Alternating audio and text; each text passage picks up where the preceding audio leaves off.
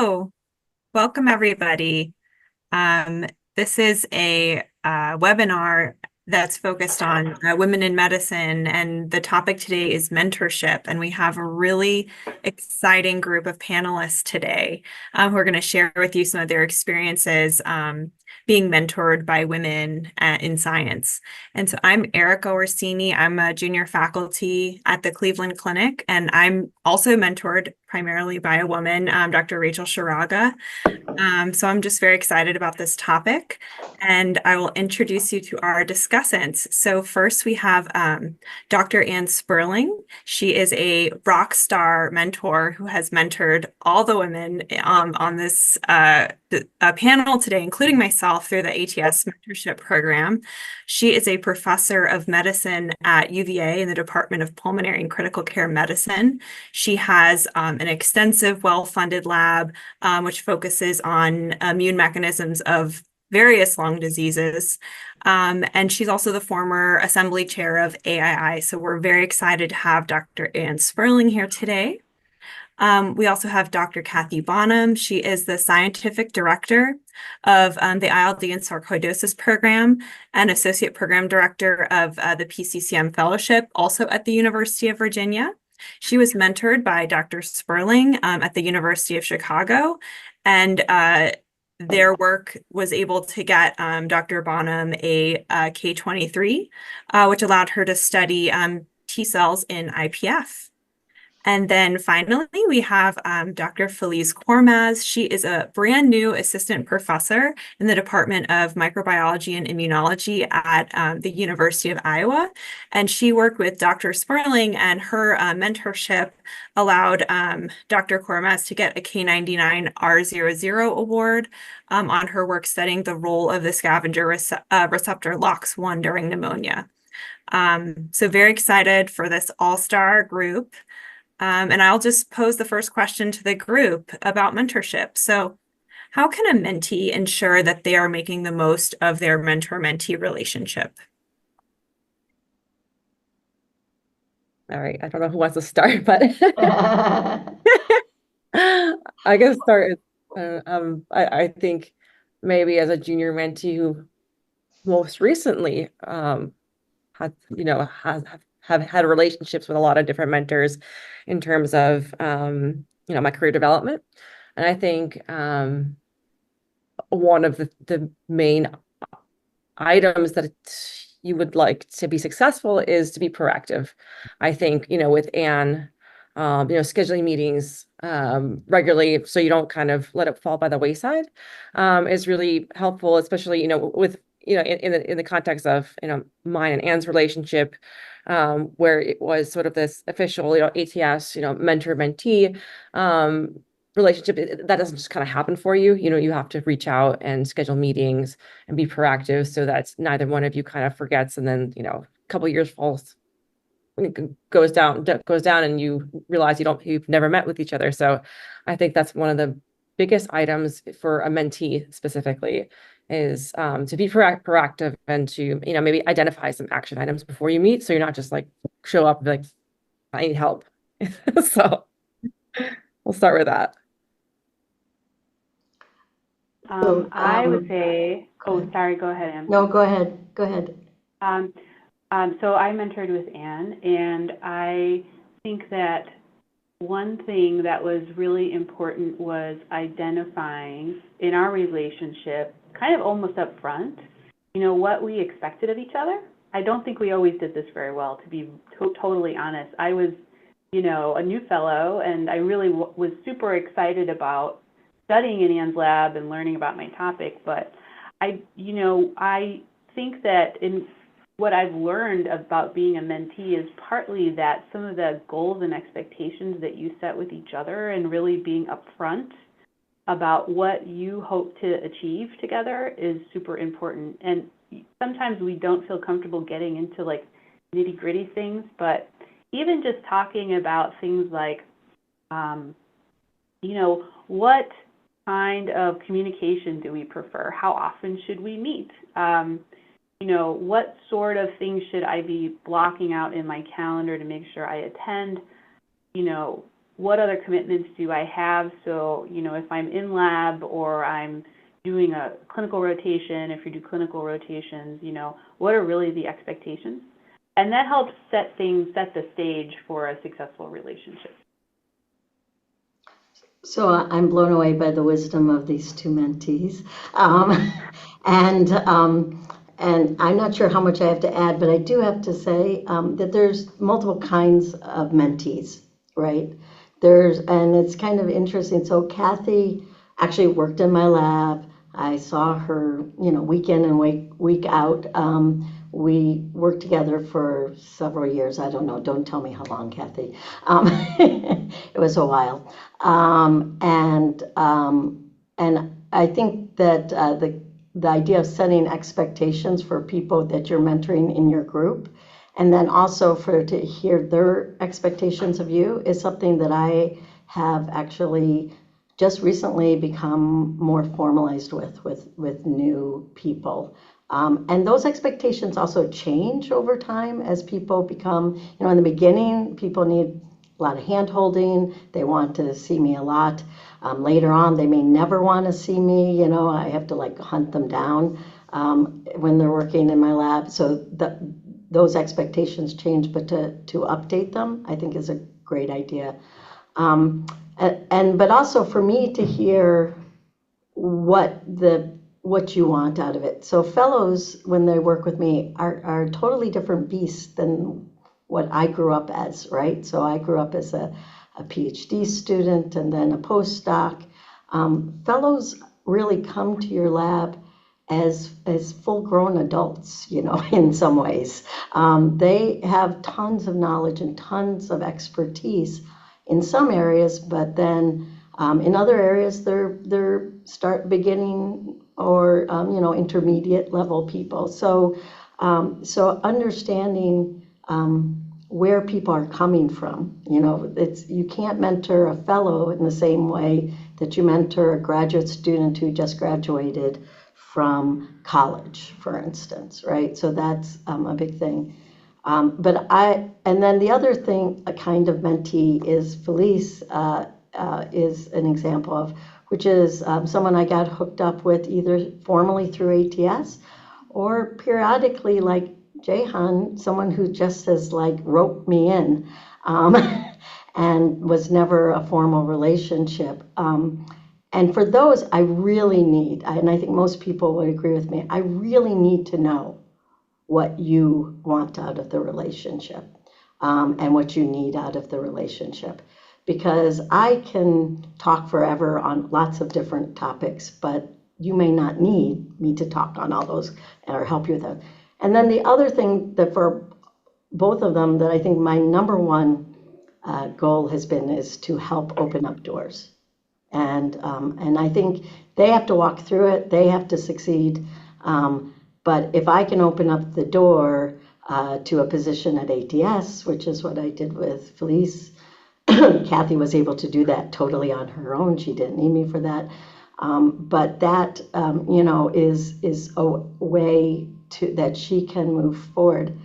And then also just having these kind of relationships. I'm just, Jehan, since she's on camera and she's over here, you know, has allowed me to say when people need letters of recommendation from outside their institution, especially, you know, I can have a relationship with you without being a collaborator.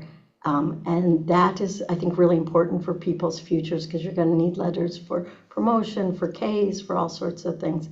So, you know, but tell me what you need. Do you need me to learn about your science? Do you need me to just open up doors for you? What do you need? And then the other thing is you have to run me to ground to get a meeting. Have to run me to ground to get a meeting.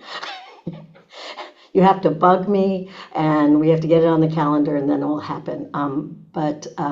So Filiz's point about being persistent is huge. And I think that's true of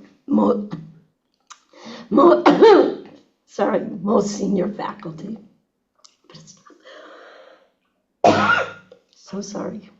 No problem. So what I'm hearing is you shouldn't be shy about approaching senior faculty, and you might even need to be a little pushy, which might be a little awkward sometimes because there's definitely a little bit of a power differential, but it's sounds like most folks are pretty well-meaning and they just need a little push to get you on their calendar. I'd say most people are pretty happy to talk to you. I think that I was definitely initially pretty shy and not wanting to introduce myself and really intimidated by the sort of the established nature of some of the mentors I have out there. But most people actually really enjoy talking to junior people. So like I wouldn't be shy about it. I think it's a good for both parties involved. So Well, awesome. I think on that note, in terms of reaching out to like senior folks, I know a lot of people are looking for mentorship outside of their institution. Do you guys have any advice about identifying mentors and connecting with them? I would say ATS has been a great resource to connect with people who are at other institutions and develop relationships. Some of the committees at ATS where you have a good excuse to meet longitudinally with people is actually a really good way to get to know people because you're doing some activity together. So I do use my society relationships a lot, and I think those only become, more important as you progress in your career, because those are also going to be the people that you might collaborate with, write grants with, develop centers of clinical excellence with. They'll write you letters when it comes time for promotion. Those people become very important, and they become also kind of sounding boards for you too.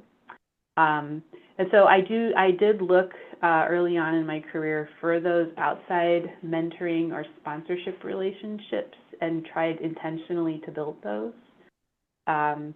I did it specifically through AII in the early career group, and then also doing some things like program committee and some other things at ATS. And then I also applied for some things at ATS, like working on some guideline committees and things like that. And you kind of get your foot in the door by being willing to do the work of putting together a proposal. And usually that meant kind of marshaling some of the more senior people that I knew who I would say, I really am interested in this topic and I want to write about it or do a proposal like a session on ATS or something. And that was one way that I had a great excuse to offer them something like an academic product, right? But then also get to know them and show that that I was a good colleague to have. If that makes sense. yeah, no, I'll definitely echo, meeting people at ATS and utilizing those resources through working groups and committees has been really helpful, but also, and this is true also at other conferences, just to go ahead and try and attend any of the sessions where you might meet in like a smaller group setting so you can kind of get to know each other a little bit better, introduce yourself to the moderators after a session if there's something that's really, really piques your interest. And then, attend any of the social events. Again, it is a little bit intimidating because you kind of have to get out there and introduce yourself. But I found that, meeting in some of the smaller group settings, either like, a women in medicine session or any of like the smaller programming committees, early career working groups, has made it less intimidating because you go to these social events, you know some people now, you see some faces that you recognize, and I think that's really helpful. So you can also ask your mentors what kind of conferences are subspecialty in the field, maybe the small ones.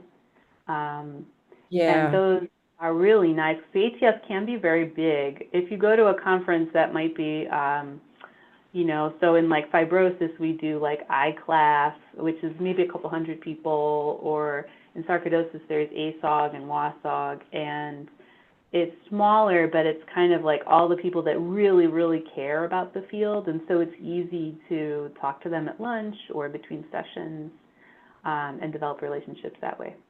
I know, I completely agree. I went to the Gordon Research Conference for acute respiratory infections, and that's where I met a lot of people. I think, Anne, you were at least there, yeah. I also have to say that I think this is a male-female difference, but I have had men come and ask me to come to their poster. I've never had a woman ask me to come to their poster. And I think that you can literally walk up to people almost cold and say, oh, and what they say is, oh, Dr. Sperling, I have this whole story. I think you'd be interested in it. Would you come to my poster? And I'll put it on my agenda and try to get there. And I've, at other meetings, I've actually even said, I can't make it, but if you show up with your poster and we lay it out on the floor and let them take it up at whatever time that we have it. So that's another way. And then the other thing I tell people in my group recently is that I'm really happy to introduce you to people. If you see I'm talking to famous scientists or famous doctor so-and-so, and you want an introduction, come stand next to me and I will introduce you by definite. And I would tell that to a lot of people on this call. And when I walk up to a table, like you were saying, you start knowing people. If you walk up to a table and Filiz is there, I'm talking to Filiz, and then there's people I don't know, I will introduce myself a lot of times to them. I think people should do that both ways. It really, I think a lot of relationships happen over beer and chips at ATS. And there's really no reason why. Most people are friendly. Sometimes I'm chatting about something that's a little gossipy and maybe I won't want to talk about it in front of somebody else. But 99% of the time, that's not an issue. And so people in my lab have been doing this, and people at ATS, I say, walk up to me and join the conversation. I'll make room for you in the circle, and then I'll introduce you for sure. And so that's a way to, and then it's up to you though to start a conversation with that person, right? I can say, oh, Filiz works on this and you work on that, and maybe you guys should talk to each other. But it doesn't work as well as if Filiz says, hi, I work on this and I'm really interested in your work on that, So I do think, I believe it or not, I always thought of myself as an introvert.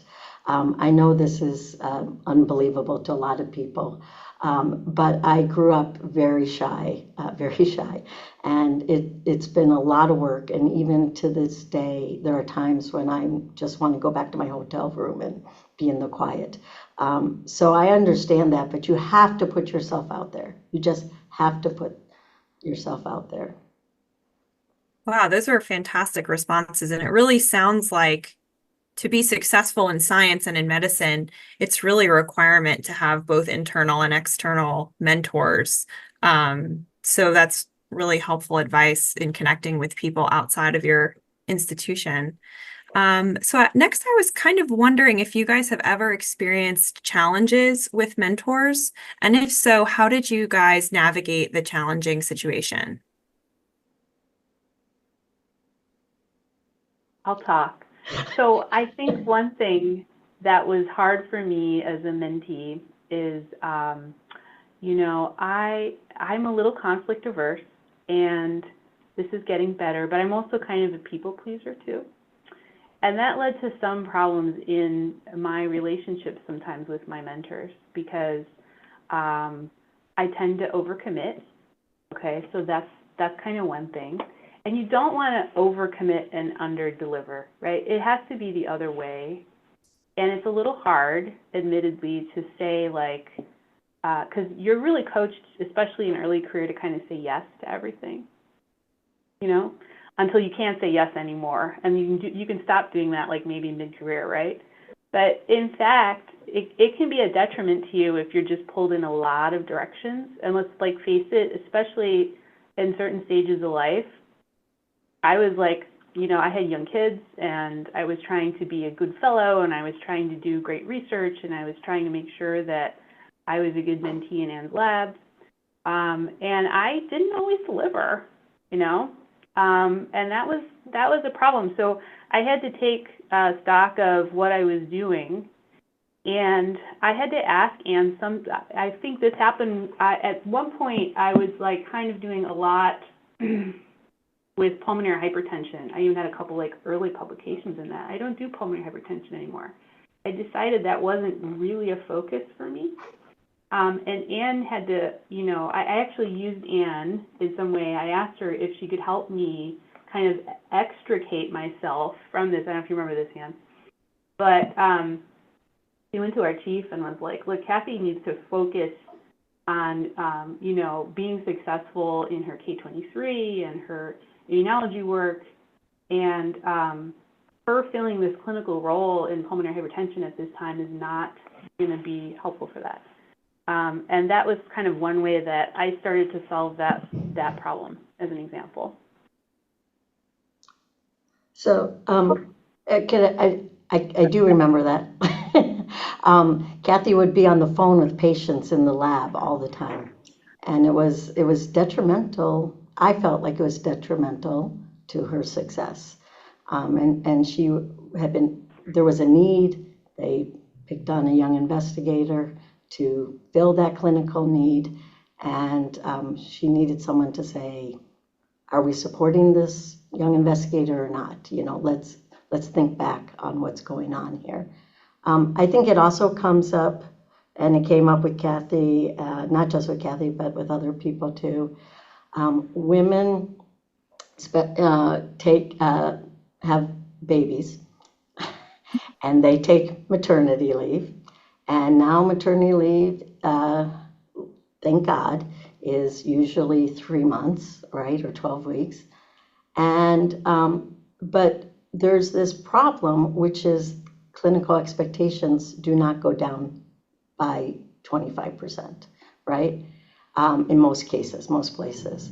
And I've been advocating for this to change, but it has not for most places I've heard about. And that means that not only have you been gone for 3 months, but you also now have to make up that 3 months of clinical time, whatever clinical work, in the 9 months that's left. And it actually puts women at a big disadvantage. And I think we have to be honest about this. I'm not saying we shouldn't have maternity leave. Obviously we should. I mean, even with 3 months, it's probably not enough. And now more men are taking it than in the past. So it's not just a women's issue anymore. But we need to talk about how we support young, early career investigators through this period where the expectations cannot be as high, yet they're often on the same timetable as everybody else, for the promotions for the next stage. And it's a real problem. I don't have an answer, but it's a real problem that I think we have to acknowledge. So, but what happened with me as a mentor is it took me a while to understand what was going on with Kathy and with clinical work. And this is where the communication could have been a lot better between the two of us, because I think most PIs want to support you, but they have their own pressures too. We have to get our work done. We have to get the next paper out. We have to get the next grant. So there's pressures on all sides, and navigating that when you have a direct mentee, it is always an issue for sure. And this is something you have to think about. I tell people that I learn so much from every mentee I have, and I hope that my mentoring has gotten better over the years because of that. So I think for direct mentors, if you're working with Rachel or something like that, it's really important to spend time talking about the expectations. And then when it changes, when you can't fill those expectations, that's when the communication has to happen. Maybe we can bring in an undergraduate student to help, maybe there are things, but I always felt for Kathy when she was spending hours in the lab talking to patients. I'm like, this is her lab time. Cut that out, But, and that's when we sort of decide we go to bat to maybe not do so much of that. The other thing that I found, especially for fellows, is that faculty members get offers to write reviews, and they ask a fellow to write it for them, and the fellows never say no. And I have let, as a mentor, I have let the fellows use me as the bad guy. And you should ask your mentor if they're willing to let you use them.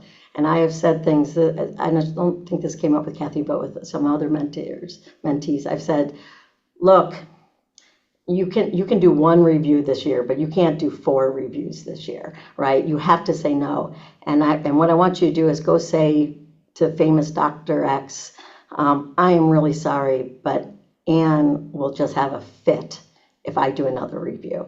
Go ahead, use my name. Let me be the bad guy. Let them come talk to me. They never do. You can say, you could talk to Anne about it, but I don't think she's going to let me do this, right? And I'm happy to be that. So you can ask your mentor to be your bad guy for you if you have a hard time saying no. Yeah, no. And a lot of young investigators are in a very vulnerable position and they have a hard time saying no. So. Yeah, I was just going to second that. I think a lot of the issues with junior trainees is, at least I can speak for myself anyways, is the issue with speaking up when things are overwhelming and you're at your max capacity, you can't do any more work.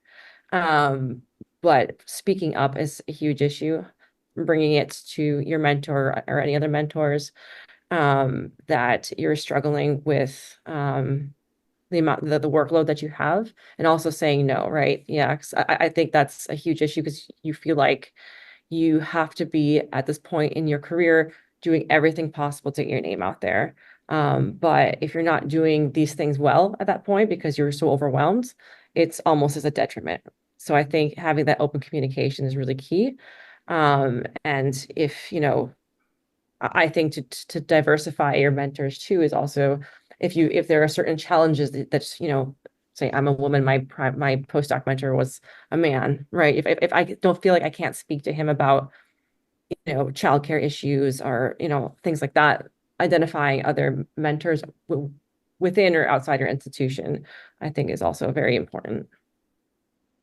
That's I want to fantastic. echo Felicia's thoughts on that. I am a huge believer in mentorship teams. You in a mentor relationship, there is no like guru. You have to have different people who help you with different aspects, and hopefully people who also can, work together to elevate you. And sometimes like that, the famous scientists are getting introduced to them, they might not be your mentor, but they might be like a sponsor for you.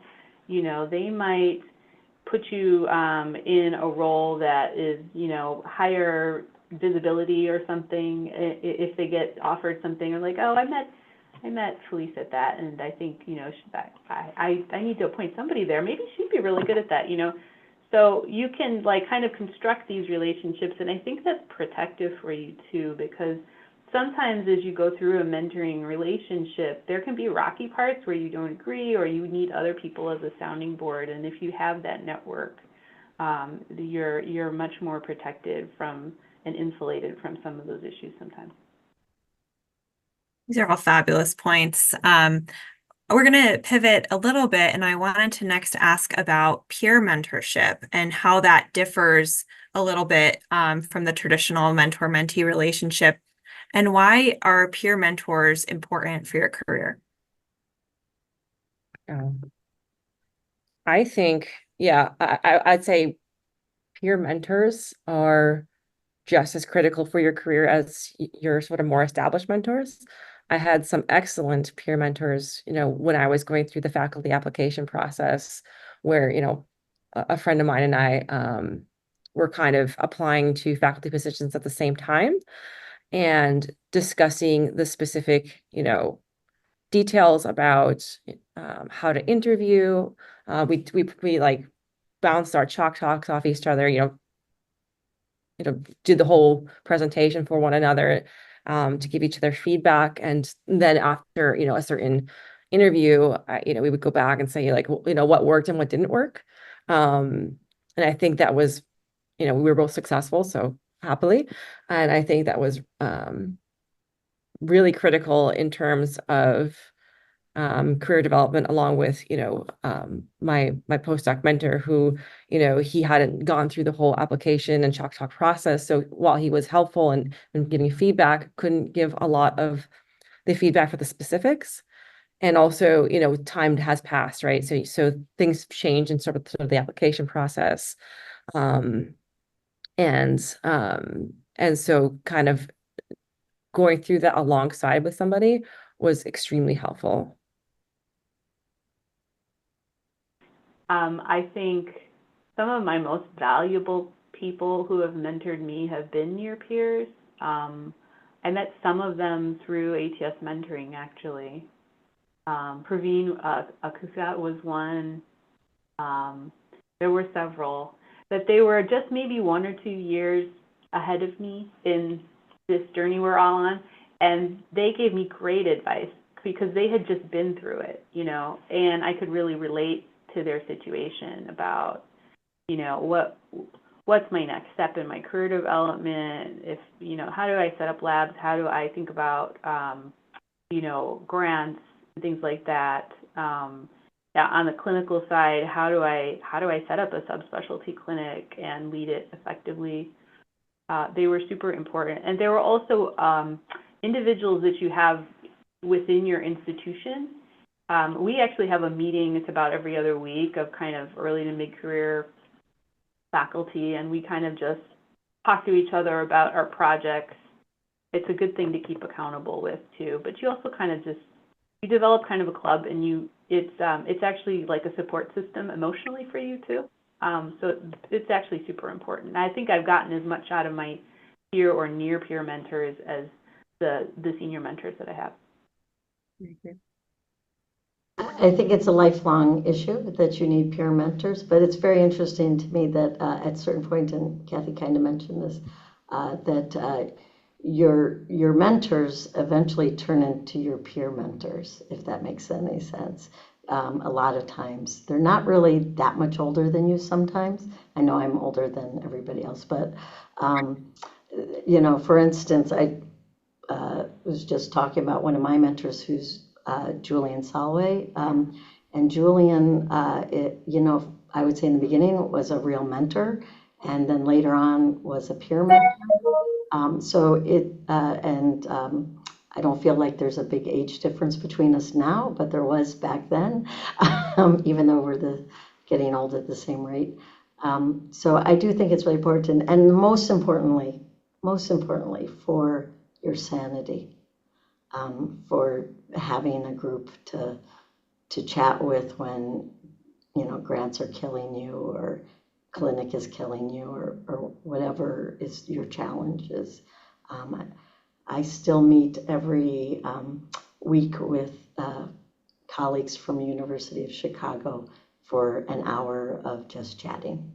And science comes up, politics comes up, family comes up. It's all of that, and it helps ground me every week. So I do think it's really important to continue to have friends/peer mentors who are there when you need to chat about something.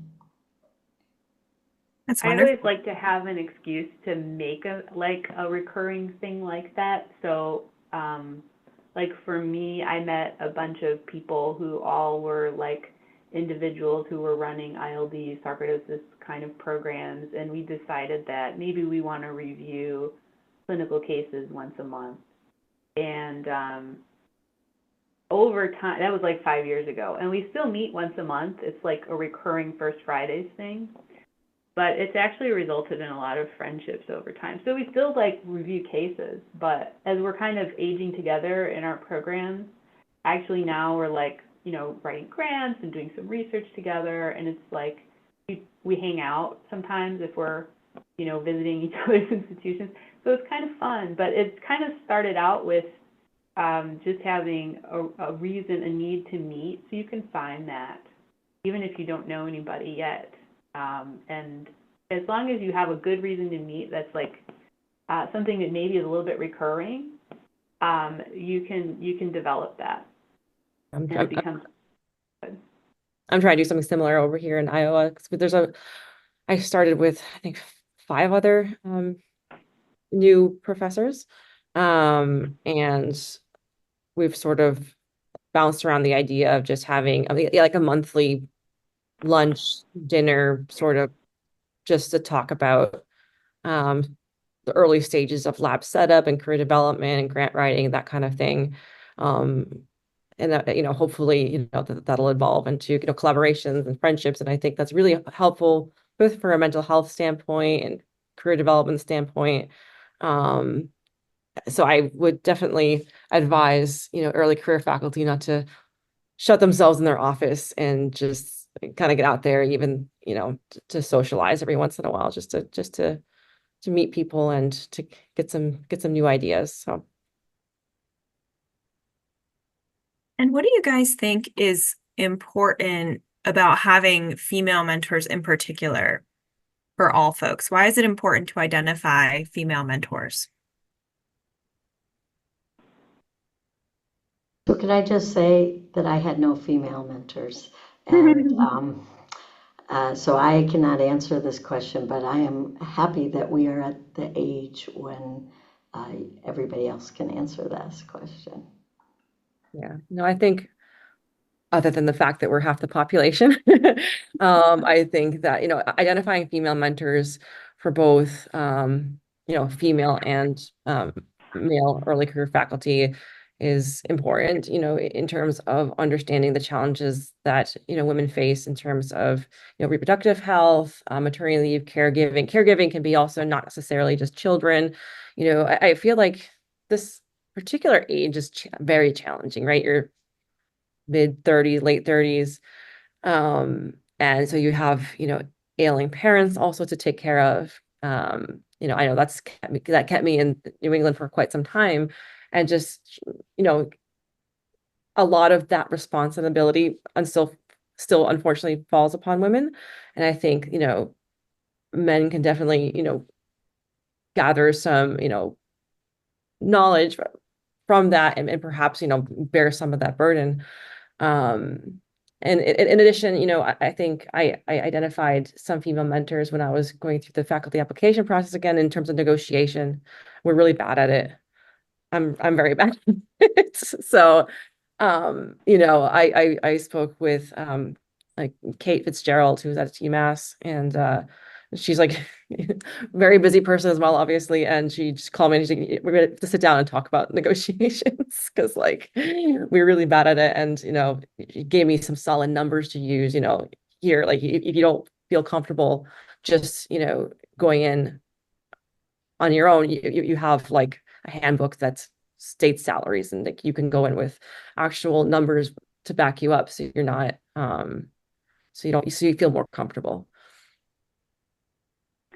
Yeah, I think we have to recognize, even though you hope that that there is equity, there really isn't yet. And there are some very specific things and challenges that women experience. And some of them are related to the biology of our sex, and the fact that many of us are approaching these important career milestones and maybe pregnant, taking care of young children, experiencing challenges with fertility. And I think if you have a female mentor who may or may not have experienced these things herself, but definitely has experience being a woman, we're often more likely to kind of recognize that. And as a female mentee, you might be more comfortable also speaking with a female mentor. And I could go on for a long time about this. I have 4 kids, and I had them at all different stages of training. 2 of them were like in Anne's lab, and she did a great job supporting me, so thank you. And there were many other women, by the way, in my division who helped me when I was trying to go through lactation and still staffing a critical care unit, and how does that work, all this stuff. But then you also have to consider, like Filiz was talking about, the challenges and of the feminization that we have. They're all socialized to be feminine, and that means sometimes not being as assertive or being perceived as a different kind of leader when we are assertive, right? And I think female mentors can stick up for you in those situations or support you or validate some experiences that you have, and also coach you a little bit maybe on how they've been successful in kind of surmounting those. And I think that's all very important. I will say I've had many male mentors who've been fabulous. I mean, you know, and I'd say nothing against men. I married one, you know, but ultimately, you know, it is important, I think, to have women in your mentorship team when you encounter these things. Just a quick point, I think it also makes male mentors better mentors to females if they have some female mentors in their lives. Yeah, absolutely. Well, I have just one more question, and then maybe we'll have some time to open it up to the audience. What about once you've reached mid-career? Is there still a role for mentorship once you've reached the mid-career level? I guess I'm kind of mid-career now. Yes. You have to keep finding new people, but then you also keep the relationships, the mentors that you cultivated through the years, and they evolve over time. I know my relationship with Anne has definitely evolved over time. It kind of started out as more of the, you know, junior person, senior person. We're colleagues now, and I think we still feel, you know, comfortable asking each other for advice, but it's nice. But it's definitely not the same relationship. It's definitely evolved over time. But yes, you must have mentors. It doesn't go away in mid-career. You know, I always told graduate students that they don't know how lucky they are to have thesis committee meetings, and they would always look at me like I was crazy. But when you get to mid-career, you know, having someone help you with your science is really hard. Especially for your research, right? A lot of times when you're junior, there's a lot of things to help you. You may be assigned a mentor to help you write your grants and things like that. And then suddenly you've made it, right? And you've gotten a grant or a couple of grants, and now you're mid-career. And I distinctly remember when Jesse Hall told me I was mid-career, I wasn't junior anymore, because I was like, yeah, am I really? And then trying to find somebody, interactions where people will sit down and listen to you talk about your science for 2 hours. That's why thesis committees are kind of amazing times, right? Because somebody will sit down and 5 faculty will sit in a room, or 4 faculty, and think about your project for 2 hours. And you get a lot of that when you're junior too. And then mid-career, it seems like all that just fizzles away. And so I do think it's really important to push to get that. You're not going to get 2 hours with anybody, but if there's opportunities at your institution to do a chalk talk on a specific Ames page, or to throw your ideas out to other faculty, you should grab that. And if there's not anything standard, you definitely need to have gotten that committee. And a lot of times the same people who helped you when you were junior will continue to help you if you ask them to, but it's no longer in any format. So I think mentorship for people doing research at that stage can become much more challenging. It's much easier to get career mentorship than it is to get really serious scientific mentorship. So just know that, because it's really important not to slow down because you don't have people. And that's where talking science and being in the middle of a conference and talking more science and getting ideas and maybe getting people to meet with you at ATS or a different conference to show them your data. Go up to them and say, will you come to my poster? I'm trying to write a grant on this. I could love your ideas, right? I would love to hear your feedback. Those kind of things are really important. And it takes a while to get yourself to do that, but you should do it as much as possible. and you want the people who be as brutal as possible with you. Because you don't want to wait for the grant reviewer to be brutal on you, right? You want to hear all the possibilities of where you're going wrong with your science before you get to study section. So that's the only thing I could say for mid-career. I find that it's a really important time. It's often right before or right after tenure or promotion. And it can be really challenging time to keep going and keep on top of everything.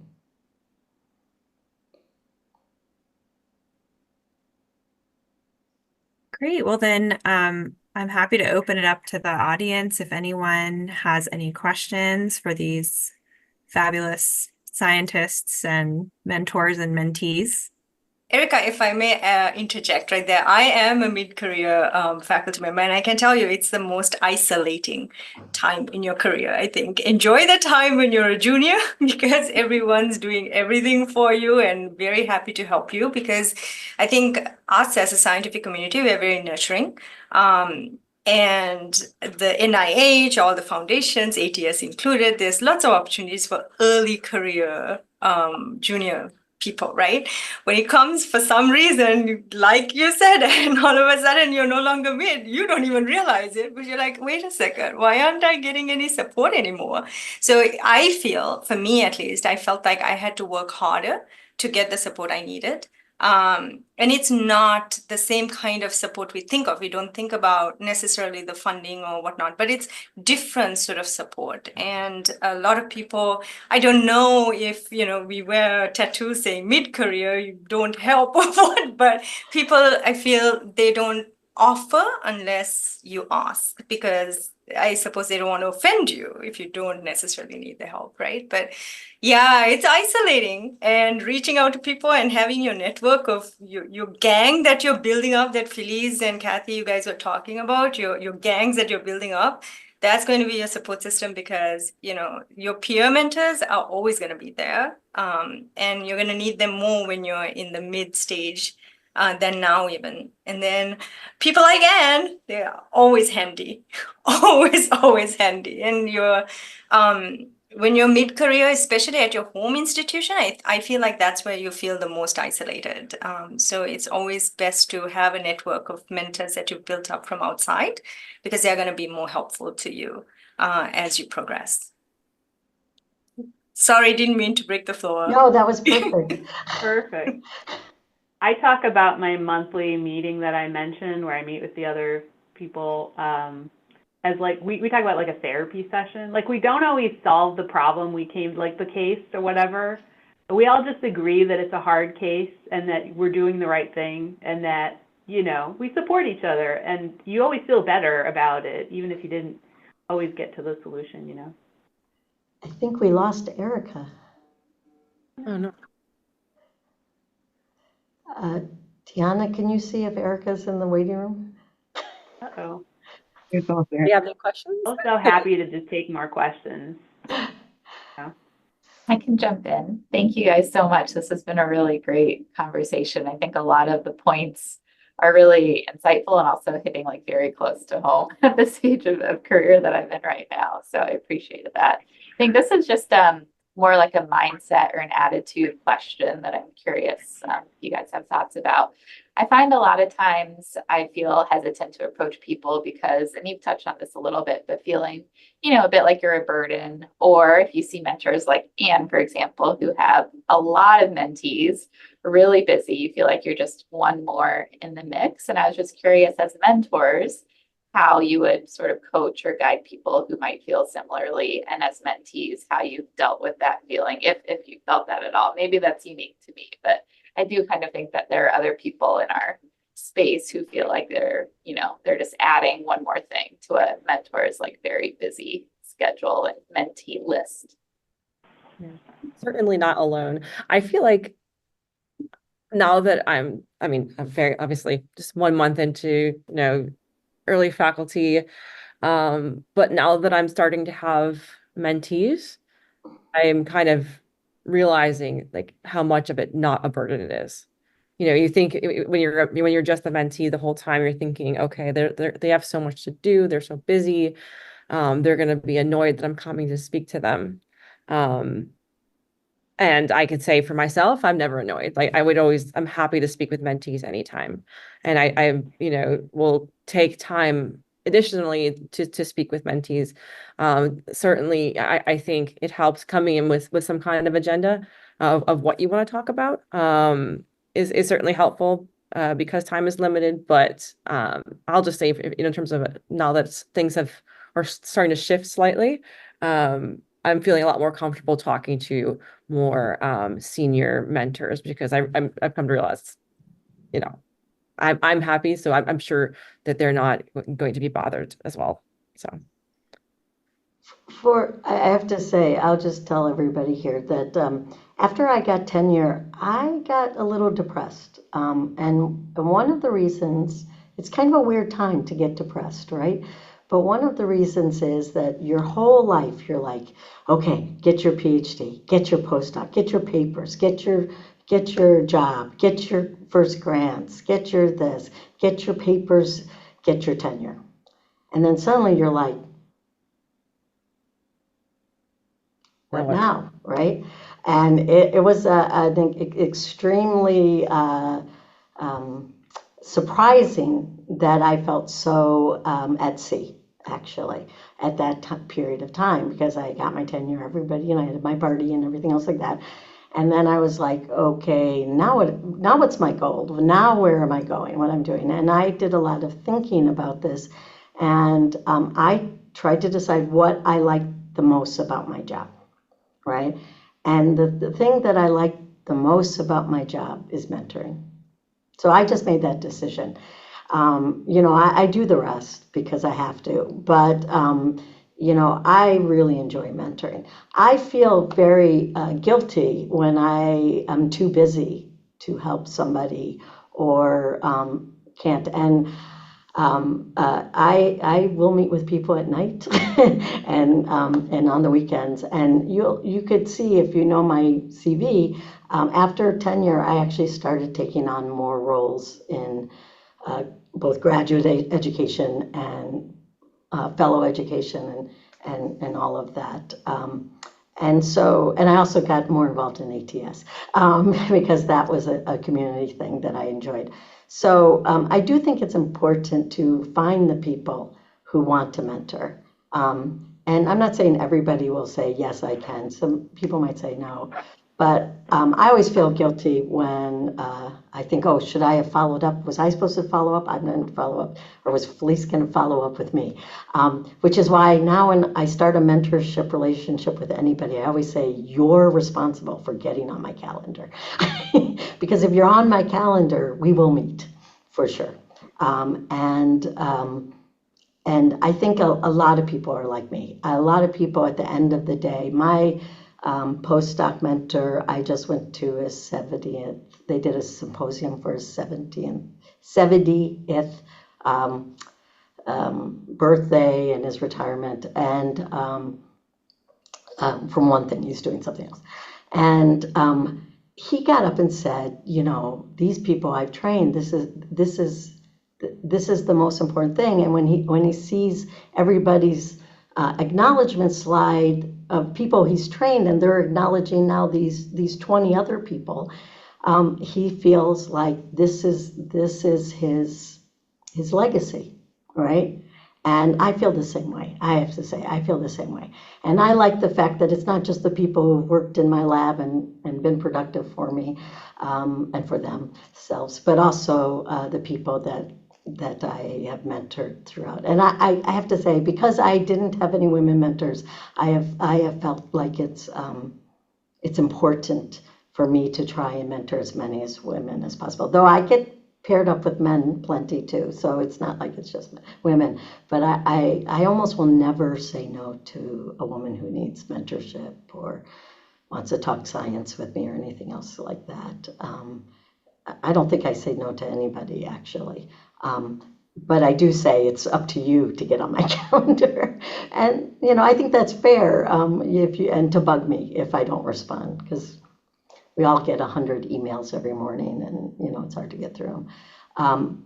So I just want to say that that you shouldn't be as shy as you think. And what's the worst thing that can happen? They can say, no, I don't have time, right? That's the other thing. I always go through this in my mind when I'm asking something, what's the worst that could happen? And can I handle that? And most of the times the worst that will happen is like, oh, I'd really like to, but I'm just overwhelmed and I don't have enough time, right? So that would be the worst case scenario. And a lot of times if that was, you could say, well, is there someone else that you could think would be good? And they can come up with people and maybe introduce you to those people. So I'd go for it. Go for it. I would add to that, I think as a mentee, if you have feelings of like being insecure about your questions or the things you're thinking about, you just have to recognize and embrace that as part of the learning process, and everybody feels that way. I think you can use your peer network sometimes to vet certain questions or decisions before you talk to a senior mentor maybe. So you can think about solutions, maybe solutions you might not have thought of. And then when you talk to a senior mentor, or someone that you really want as a sounding board, whose opinion you really respect, then you come to them with much more of a plan maybe. It's a lot easier for them to give you feedback on a question or a decision when you offer some solutions yourself. You say, I've been thinking about this, and I thought maybe this might be a good solution to this problem, or this, I was wondering what you thought I might, what would happen in either scenario, what do you think about that? That can sometimes be a little bit more of a directed conversation, and it's a good use of their time and your time than a very, very open-ended, here's what, everything. But I think also if you really are in especially a primary mentor that you know pretty well, it's okay sometimes, maybe not all the time, to walk in the office and just tell them what's going on too. And I think a lot of mentors like Anne talked about really take mentoring as part of their passion, and they'll accept you for sometimes just coming in there and asking questions. Can I do like 1 minute of mentoring for everybody in the room? Of course. I always do this, I'm sure Kathy will. I challenge all of you this spring, this May, to go to the mic and ask questions. Because I am tired of seeing lines of men asking questions at ATS. So you all have great questions. I'm sure they're there. But even more importantly, when you get to the mic, you introduce yourself and people learn who you are. Whether you ask a good question or a bad question is almost irrelevant. So get to the mic, get yourself out there, get known, share your brain. I think that's fantastic advice for us to end on. And I will definitely try to challenge myself to take up the call, although it can be very scary or at least feel that way. So thank you so much to our discussants, to the AII Early Career Working Group, Women in Medicine Working Group, and Tiana and all the ATS staff and everyone for attending. I think this was a fabulous discussion. I learned a lot from these just rock star mentors, and I hope you guys enjoyed.